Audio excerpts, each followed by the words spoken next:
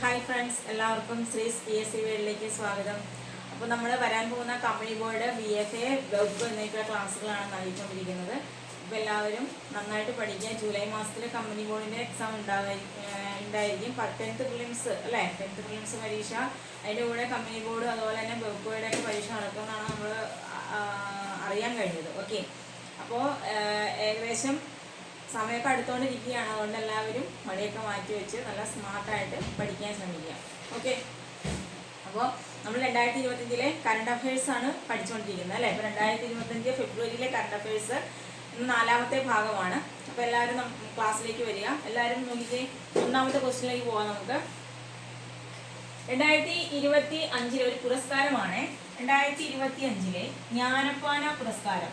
2025 ജ്ഞാനപ്പാന പുരസ്കാരം. ഫുൾ എഴുതുന്നില്ലേ? ജ്ഞാനപ്പാന പുരസ്കാരം ആർക്കാ ലഭിച്ചത്? KP ശങ്കരനാണ്. ആർക്കാണ് ലഭിച്ചത്? 2025 ജ്ഞാനപ്പാന പുരസ്കാരം ലഭിക്കുന്ന ആർക്കാണ്? KP ശങ്കരനാണ്. അങ്ങനെയാണെങ്കിൽ 2024 നമ്മൾ അറിയണം അല്ലേ. അപ്പോൾ 2024 ജ്ഞാനപ്പാന പുരസ്കാരം കിട്ടിയത് ആർക്കാണ്? രാധാകൃഷ്ണൻ കാക്കശ്ശേരിക്കാണ്. ഓക്കെ, ആർക്കാണ്? രാധാകൃഷ്ണൻ കാക്കശ്ശേരിക്കാണ് 2024 ജ്ഞാനപ്പാന പുരസ്കാരം ലഭിച്ചത്. പഠിച്ചു വെച്ചേക്കണം. 2025 ജ്ഞാനപ്പാന പുരസ്കാരം KP ശങ്കരൻ, 2024 രാധാകൃഷ്ണൻ കാക്കശ്ശേരി. ഓക്കെ, അടുത്ത ക്വസ്റ്റ്യൻ നോക്കിയാലോ. ഒപ്പം ഒരു പദ്ധതിയാണ് ഒപ്പം എന്ന് പറയുന്നത്. എന്താണ് ഒപ്പം എന്ന് പറഞ്ഞാൽ? അതായത് ഭവനരഹിതർക്കായിട്ടുള്ള വിദ്യാർത്ഥികൾക്ക് വീട് വെച്ച് കൊടുക്കാനായിട്ട് സർവകലാശാലയുടെ കീഴിൽ നടത്തുന്ന ഒരു പദ്ധതിയാണ്. ഏത് സർവകലാശാലയാണ് ഇതിന് വേണ്ടി പ്രവർത്തിക്കുന്നത്? അതിന്റെ കീഴിലാണ് പ്രവർത്തിക്കുന്നതെന്ന് ചോദിച്ചാൽ നമ്മുടെ ശ്രീനാരായണ ഓപ്പൺ സർവകലാശാലയുടെ കീഴിലാണ് ഈ പദ്ധതി എന്ന് പറയുന്നത് കേട്ടോ. അപ്പോൾ എന്താണ്? ഭവനരഹിതരായ വിദ്യാർത്ഥികൾക്ക് വീട് വെച്ച് കൊടുക്കുന്നതിനുള്ള സർവകലാശാലയുടെ കീഴിൽ വരുന്ന ഒരു പദ്ധതിയാണ് ഒപ്പം പദ്ധതി. അതുപോലെ തന്നെ വേറൊരു ഒപ്പം ഉണ്ടല്ലോ. ഏതാത്? റേഷൻ കടകളിൽ ചെന്ന് അല്ലെ, നേരിട്ട് ചെന്ന് റേഷൻ വാങ്ങാത്ത ആൾക്കാരൊക്കെ ഉണ്ടാവും അല്ലെ, ബുദ്ധിമുട്ട് അനുഭവിക്കുന്ന ആൾക്കാരൊക്കെ ഉണ്ടാവും. അപ്പോൾ അവരുടെ വീട്ടിൽ റേഷൻ എത്തിച്ചു കൊടുക്കുന്ന ഒരു പദ്ധതി ഉണ്ട്. അതിന്റെ പേര് ഒപ്പം എന്നാണ് കേട്ടോ. അപ്പൊ രണ്ടും ഇവിടെ ഒന്ന് ഓർത്ത് വെച്ചേക്കാം കേട്ടോ. ഓക്കെ, അടുത്ത ക്വസ്റ്റ്യനിലേക്ക് നോക്കിയേ.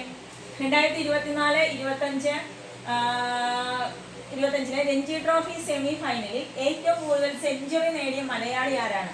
എന്താണ്? 2024-25 രഞ്ജി ട്രോഫി സെമി ഫൈനലിൽ ഏറ്റവും കൂടുതൽ സെഞ്ചുറി നേടിയ മലയാളിയാണ് മുഹമ്മദ് അസ്റുദ്ദീൻ. എത്ര റൺസാണെന്ന് അറിയാമോ? 177 റൺസാണ് കേട്ടോ. അപ്പൊ 2024-25 രഞ്ജി ട്രോഫി സെമി ഫൈനലിൽ ഏറ്റവും കൂടുതൽ സെഞ്ചുറി നേടിയ മലയാളി ആരാണ്? അത് മുഹമ്മദ് അസ്റുദ്ദീൻ ആണ്. നമുക്കറിയാം സെമി ഫൈനലിൽ ഗുജറാത്തിനെയാണ് തോൽപ്പിച്ചത്. അതുപോലെ ചരിത്രത്തിൽ ആദ്യമായിട്ടാണ് കേരളം രഞ്ജി ട്രോഫിയിൽ ഫൈനലിൽ എത്തുന്നത് നമുക്കറിയാം. ഇവിടെ സെമി ഫൈനല് നമ്മളെ തോൽപ്പിച്ചത് ആരെയാണ്? ഗുജറാത്തിനെയാണ് തോൽപ്പിച്ചതെന്ന് കൂടെ ഓർത്തിരിക്കുക കേട്ടോ. ഗുജറാത്തിനെയാണ് സെമി ഫൈനലിൽ തോൽപ്പിച്ചിരിക്കുന്നത്. ഓക്കെ, ഇതിന്റെ ക്യാപ്റ്റൻ ആരാണെന്ന് അറിയാമോ? സച്ചിൻ ബേബിയാണ്. ക്യാപ്റ്റൻ ആയത് സച്ചിൻ ബേബിയാണ്. അതുകൂടെ ഒന്ന് ഓർത്ത് വെച്ചേക്കുക. അടുത്ത ക്വസ്റ്റിന് 38ാമത് ദേശീയ ഗെയിംസ് അല്ലെ. ദേശീയ ഗെയിംസില് ഏറ്റവും കൂടുതൽ സ്വർണ്ണ മെഡൽ നേടിയത് ആരാണ്? ഏറ്റവും കൂടുതൽ സ്വർണ്ണ മെഡൽ നേടിയ വ്യക്തിയാണ് ഹർഷിത ജയറാം എന്ന് പറയുന്നത്. എന്താണ്? 38ാമത് ദേശീയ ഗെയിംസ് നമ്മൾ പഠിച്ചതാണ്. 38ാമത് ദേശീയ ഗെയിംസിൽ ഏറ്റവും കൂടുതൽ സ്വർണ്ണ മെഡൽ നേടിയ വ്യക്തി ഹർഷിത ജയറാമാണ്. ഓക്കെ, നമുക്കറിയാം 38ാമത് ദേശീയ ഗെയിംസ് നടന്നത് ഉത്തരാഖണ്ഡിലാണ്. ഭാഗ്യചിഹ്നം എന്ന് പറയുന്നത് മൗലിയാണ്. ഓക്കെ, ഫസ്റ്റ് സർവീസസ് ആണ് നേടിയത് അല്ലെ. കേരളത്തിന് 14ാം സ്ഥാനമായിരുന്നു. കേരളം 14ാം സ്ഥാനത്തായിരുന്നു. ഓക്കെ, അപ്പൊ ഒന്ന് ഓർത്ത് വെച്ചേക്കണം. അപ്പോൾ ഓർത്ത് വെച്ചേക്കുക, 38ാമത് ദേശീയ ഗെയിംസിൽ ഏറ്റവും കൂടുതൽ സ്വർണ്ണ മെഡൽ നേടിയ വ്യക്തി ആരാണ്? ഹർഷിത ജയറാമാണ്. ഓക്കെ, അടുത്ത ക്വസ്റ്റ്യൻ നോക്കിക്കേ. ഇന്ത്യയിലെ മുഖ്യ തിരഞ്ഞെടുപ്പ് കമ്മീഷണറായിട്ട് നിയമിതനായ വ്യക്തി. മുഖ്യ തിരഞ്ഞെടുപ്പ് കമ്മീഷണറായിട്ട് നിയമിതനായ വ്യക്തി ആരാണ്? ജ്ഞാനേഷ് കുമാറാണ്. ഇമ്പോർട്ടൻ്റ് ആണ്, ശ്രദ്ധിക്കുക. ഇന്ത്യയിലെ മുഖ്യ തിരഞ്ഞെടുപ്പ് കമ്മീഷണറായിട്ട് നിയമിതനായത് ആരാണ്? ജ്ഞാനേഷ് കുമാറാണ് കേട്ടോ. ജ്ഞാനേഷ് കുമാറാണ്. അടുത്ത ക്വസ്റ്റ്യൻ നോക്കിക്കേ. ഛത്തീസ്ഗഡിലെ മുഖ്യമന്ത്രിയാണ് ആര്? വിഷ്ണു ദിയോ സായി എന്ന് പറയുന്നത് അല്ലെ. ഛത്തീസ്ഗഡിലെ മുഖ്യമന്ത്രിയാണ് ആര്? വിഷ്ണു ദിയോ സായി. ഇപ്പൊ രാജസ്ഥാനിലെ പഠിക്കണം. രാജസ്ഥാനിൽ ആരാണ്? ഭജൻലാൽ ശർമ്മയാണ്. ഭജൻലാൽ ശർമ്മയും പേമ ഖണ്ഡു എവിടത്തെയാണ്? അരുണാചൽ പ്രദേശിലെയാണ്. പേമ ഖണ്ഡു അരുണാചൽ പ്രദേശ്, മോഹൻ യാദവ് മധ്യപ്രദേശ്, പിന്നെ ആരാ? നായക് സിംഗ് സൈനി എവിടെയാണ്? ജാർഖണ്ഡിലാണ് കേട്ടോ. പഠിച്ചു വെച്ചേക്കണേ ഒന്നുകൂടെ. വിഷ്ണുദിയോ സായി ഛത്തീസ്ഗഡ് ആണ്. ഭജൻലാൽ ശർമ്മ രാജസ്ഥാനാണ്. പേമ ഖണ്ഡു അരുണാചൽ പ്രദേശാണ്. മോഹൻ യാദവ് മധ്യപ്രദേശ്. നായക് സിംഗ് സൈനി ജാർഖണ്ഡ്. ഓക്കെ, അടുത്തത് ഒരു നോവലാണ്, നാലഞ്ച് ചെറുപ്പക്കാർ. നോവലാണ് നാലഞ്ച് ചെറുപ്പക്കാർ എന്ന നോവൽ എഴുതിയത് ആരാണ്ടാ? GR ഇന്ദുഗോപൻ. ഓർത്ത് വെച്ചേക്കണം, നാലഞ്ച് ചെറുപ്പക്കാർ എന്ന നോവൽ എഴുതിയത് ആരാണ്? GR ഇന്ദുഗോപനാണ്. ഇന്ദുഗോപന്റെ വേറൊരു നോവൽ നിങ്ങൾക്ക് അറിയാം. ഏതാണ് ആ നോവല്? ആനോ അല്ലെ? ഈ ആനോ എന്ന നോവലും ആരുടെയാണ്? GR ഇന്ദുഗോപന്റെ ആണെന്ന് ഓർത്ത് വെച്ചേക്കാം കേട്ടോ. അപ്പോ നാലഞ്ച് ചെറുപ്പക്കാർ എന്ന നോവൽ എഴുതിയത് ആരാണ്? GR ഇന്ദുഗോപനാണ്. അടുത്ത ക്വസ്റ്റ്യൻ നോക്കിയേ. അടുത്തിടെ ജൈവ വൈവിധ്യ പൈതൃക കേന്ദ്രമായി പ്രഖ്യാപിക്കപ്പെട്ട ഗുനേരി ഗ്രാമം, ഏത് ഗ്രാമമാണ്? ഗുനേരി ഗ്രാമം സ്ഥിതി ചെയ്യുന്നത് എവിടെയാണ്? കച്ചിലാണ്. കച്ച് ഗുജറാത്തിലെ കച്ചിലാണെന്ന് ഓർത്ത് വെച്ചേക്കുക. അടുത്തിടെ ജൈവ വൈവിധ്യ പൈതൃക കേന്ദ്രമായി പ്രഖ്യാപിക്കപ്പെട്ട ഗുനേരി ഗ്രാമം സ്ഥിതി ചെയ്യുന്നത് എവിടെയാണ്? കച്ചിലാണ് കേട്ടോ, കച്ച്. അടുത്തത് 2025 ഏഷ്യൻ വിന്റർ ഗെയിംസിന്റെ വേദി. 2025 ഏഷ്യൻ വിന്റർ ഗെയിംസിന്റെ വേദിയായത് ഏതാണ്? ഹാർബിനാണ് കേട്ടോ, ഹാർബിൻ. 2025 ഏഷ്യൻ വിന്റർ ഗെയിംസിന്റെ വേദി എവിടെയാണ്? ഹാർബിനാണ്. അടുത്ത ക്വസ്റ്റ്യൻ നോക്കിക്കേടാ. ഏകീകൃത സിവിൽ കോഡിന്റെ ആവശ്യകത വിലയിരുത്തുന്നതിനായിട്ട് കരട് ബില്ല് തയ്യാറാക്കുന്നതിനായിട്ട് 2025 ഫെബ്രുവരിയിൽ ഒരു കമ്മിറ്റി രൂപീകരിച്ചു ഒരു സ്റ്റേറ്റില്. അത് ഏത് സ്റ്റേറ്റ് ആണത്? ഗുജറാത്തിലാണ്. ഇമ്പോർട്ടന്റ് ആണ്. ഏകീകൃത സിവിൽ കോഡിന്റെ ആവശ്യകത വിലയിരുത്തുന്നതിനായിട്ട് കരട് ബില്ല് തയ്യാറാക്കുന്നതിനായിട്ട് 2025 ഫെബ്രുവരിയിൽ കമ്മിറ്റി രൂപീകരിച്ച സംസ്ഥാനം ഏതാണത്? ഗുജറാത്താണ്. ഓക്കെ, അപ്പോൾ നമുക്കറിയാം ഏകീകൃത സിവിൽ കോഡ് എന്ന് പറയുന്നത് എന്താണ്?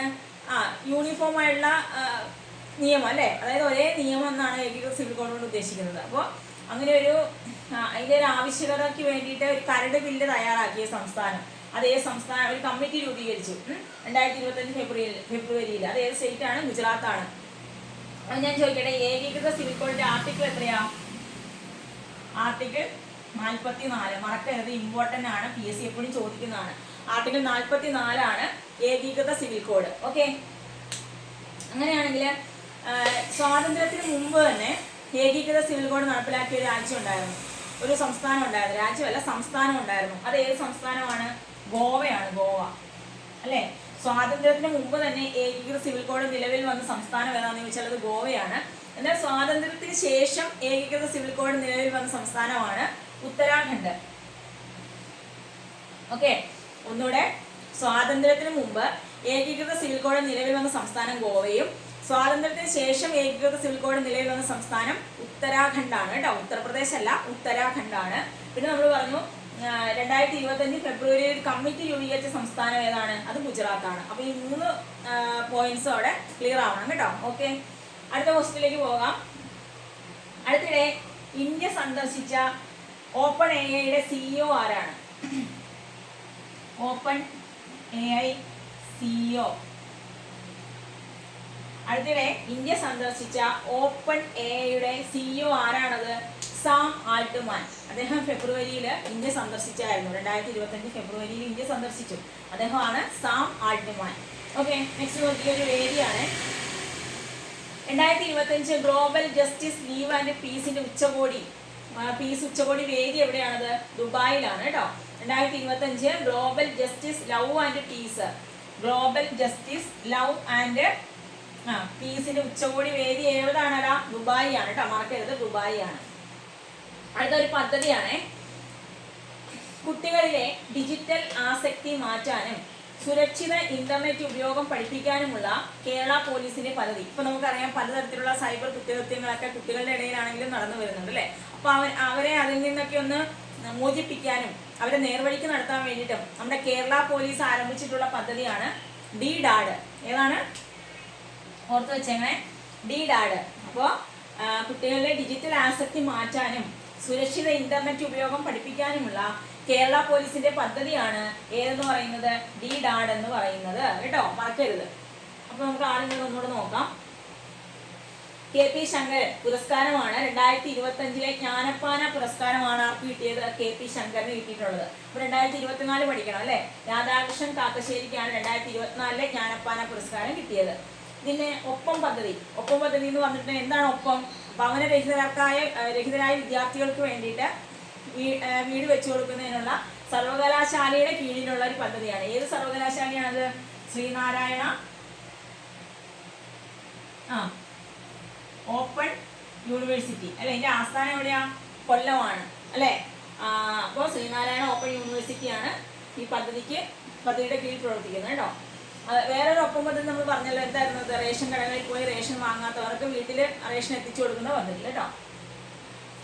2024-25 രഞ്ജി ട്രോഫി സെമി ഫൈനലിൽ ഏറ്റവും കൂടുതൽ സെഞ്ചുറി നേടിയ മലയാളിയായി മാറിയ ആര്? മുഹമ്മദ് അസറുദ്ദീൻ എന്ന് പറയുന്നത്. ക്യാപ്റ്റൻ സച്ചിൻ ബേബിയാണ്. സെമി ഫൈനലിൽ കേരളം ഗുജറാത്തിനെയാണ് പരാജയപ്പെടുത്തിയത്. ഓക്കെ. 38ാമത് ദേശീയ ഗെയിംസിൽ ഏറ്റവും കൂടുതൽ സ്വർണ്ണ മെഡൽ നേടിയത് ഹർഷിത ജയറാമാണ്. ഓക്കെ. കഴിഞ്ഞ ദിവസം നമ്മൾ പഠിച്ചില്ല, ഏറ്റവും കൂടുതൽ നീന്തലിൽ അല്ലെ ഏറ്റവും കൂടുതൽ മെഡൽ നേടിയിട്ടുള്ളത് ആരാണ്? അത് നമ്മുടെ സാജൻ പ്രകാശാണ്. വെങ്കല മെഡൽ അല്ലെ നേടിയും നമ്മൾ പഠിച്ചായിരുന്നു കഴിഞ്ഞ ദിവസം. അപ്പോൾ 38ാമത് ദേശീയ ഗെയിംസിലെ ഫസ്റ്റ് സർവീസസ് ആണ്. കേരളത്തിന്റെ സ്ഥാനം 14ാമത്തെ സ്ഥാനമാണ്. ഓക്കെ. ഇനി ഇത് പറയാൻ മറന്നുപോയി. എടാ, ഈ 39ാമത് ദേശീയ ഗെയിംസ് നടക്കാൻ പോകുന്നത് മേഘാലയയിലാണ്. 2026 39ാമത് ദേശീയ ഗെയിംസ് നടക്കുന്നത് എവിടെയാണ്? മേഘാലയ കേട്ടോ, മേഘാലയയിലാണ്. ഓക്കെ. നെക്സ്റ്റ്, ഇന്ത്യയിലെ മുഖ്യ തിരഞ്ഞെടുപ്പ് കമ്മീഷണറായിട്ട് നിയമിതനായത് ആരാണ്? അത് ജ്ഞാനേഷ് കുമാർ ആണ്. ജ്ഞാനേഷ് കുമാർ. ഇനി വിഷ്ണു ദിയോ സായി എവിടുത്തെ മുഖ്യമന്ത്രിയാണ്? ഛത്തീസ്ഗഡ്. ഭജൻലാൽ ശർമ്മ രാജസ്ഥാൻ. പേമ ഖണ്ഡു അരുണാചൽ പ്രദേശ്. മോഹൻ യാദവ് മധ്യപ്രദേശ്. നായക് സിംഗ് സൈനി ജാർഖണ്ഡ്. ഓക്കെ. അടുത്ത നോവലാണ് 4-5 ചെറുപ്പക്കാർ എന്ന നോവൽ ആരുടെയാണ്? GR ഇന്ദുഗോപന്റെയാണ്. അദ്ദേഹത്തിന്റെ വേറൊരു നോവലാണ് ആനോം എന്ന് പറയുന്നത്. അടുത്തത് ജൈവ വൈവിധ്യ പൈതൃക കേന്ദ്രമായി പ്രഖ്യാപിക്കപ്പെട്ട ഗുനേരി ഗ്രാമം സ്ഥിതി ചെയ്യുന്നത് എവിടെയാണ്? കച്ചിലാണ്. കച്ചില്. 2025 ഏഷ്യൻ വിന്റർ ഗെയിംസിന് വേദിയായത് ഹാർബിനാണ് കേട്ടോ, ഹാർബിൻ. ഏകീകൃത സിവിൽ കോഡിന്റെ ആവശ്യകത വിലയിരുത്തുന്നതിനായിട്ട് കരട് ബിൽ തയ്യാറാക്കുന്നതിനായിട്ട് 2025 ഫെബ്രുവരിയിൽ ഒരു കമ്മിറ്റി രൂപീകരിച്ച സ്റ്റേറ്റ് ആണ് ഗുജറാത്ത് എന്ന് പറയുന്നത്. 2025 ഫെബ്രുവരിയിൽ ഇന്ത്യ സന്ദർശിച്ച ഓപ്പൺ എയുടെ CEO ആരാണ്? സാം ആൾട്ട്മാനാണ്. 2025 global justice love and peace ഉച്ചകോടി വേദിയായത് ദുബായ് ആണ്. കുട്ടികളിലെ ഡിജിറ്റൽ ആസക്തി മാറ്റാനും സുരക്ഷിത ഇന്റർനെറ്റ് ഉപയോഗം പഠിപ്പിക്കാനുമുള്ള കേരള പോലീസിന്റെ പദ്ധതി ഏതാണ്? DDAD. ഓക്കെ. അപ്പോൾ എല്ലാം ക്ലിയർ ആയി എന്ന് വിശ്വസിക്കുന്നു. ഓക്കെ. അപ്പോൾ എല്ലാവരും നന്നായിട്ട് പഠിക്കുക. അതുപോലെ ക്ലാസ്സുകൾ ഇഷ്ടമായെങ്കിൽ ലൈക്ക് ചെയ്യുക, ഷെയർ ചെയ്യുക, സബ്സ്ക്രൈബ് ചെയ്യുക. ഓക്കെ. ബൈ.